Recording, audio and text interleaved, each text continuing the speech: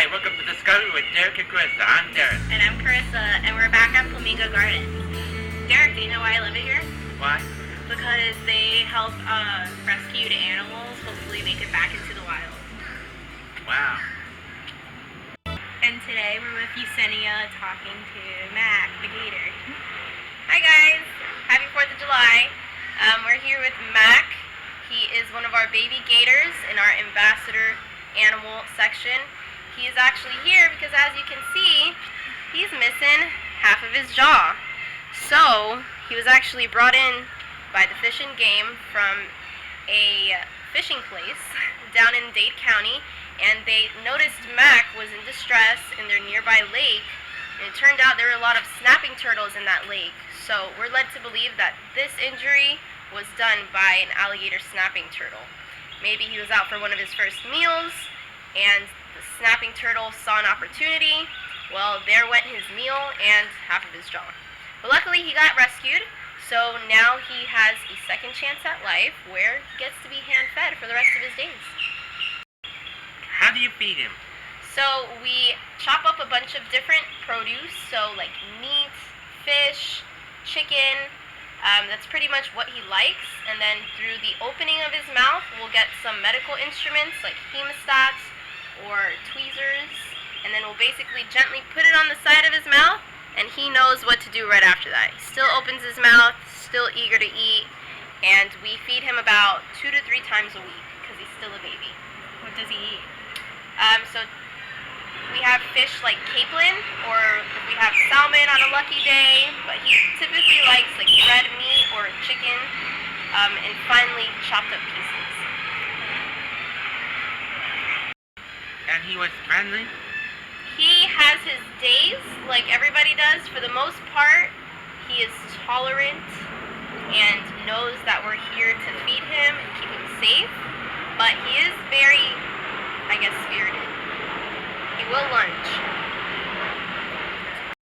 Why are alligators important?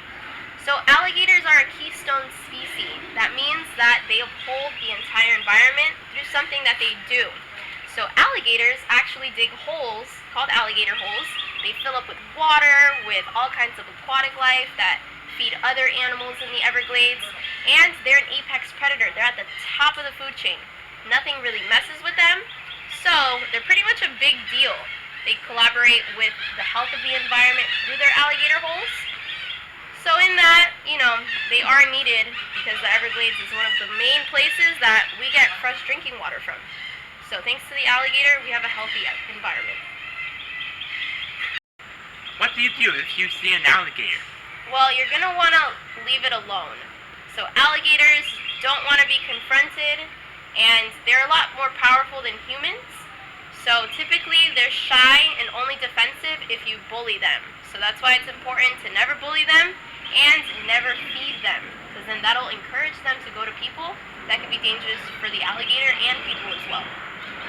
I heard a myth that if you're bigger than an alligator, they'll leave you alone. Well, typically they're going to leave you alone because they're lazy. So they just want to hang out in the sun, maybe grab some food every once in a while in the week. But if the alligator feels that you are bigger than it, it's more than likely going to leave rather than be approached. So they're not so bad, guys. Can we get a smile, Mac? Cheese. Why alligators are lazy? Well, they only have about a pint of blood in their systems, so they don't have too much energy to use up. They're going to want to use their energy only for hunting or for evading danger. So, other than that, they want to sleep. So all those signs that say be aware of alligators in the mating season, what do we do? You should definitely be very aware because mama gators are super territorial of their nests, and the males can be as well. So, like I said, they don't have too much energy, but they have enough to protect themselves and their nests. Should always be aware of these guys. They're very strong. So will he ever be released in the wild? Unfortunately, because gators grow about a foot a year, it's going to be hard to put any kind of prosthetic jaw because it would just have to be replaced so often. That would just be stressful for him. So the best we can do is feed him by hand, and when he gets bigger, we're just going to improvise to the best of our abilities. Thank you for joining us today at Flamingo Gardens with Yesenia and Mac.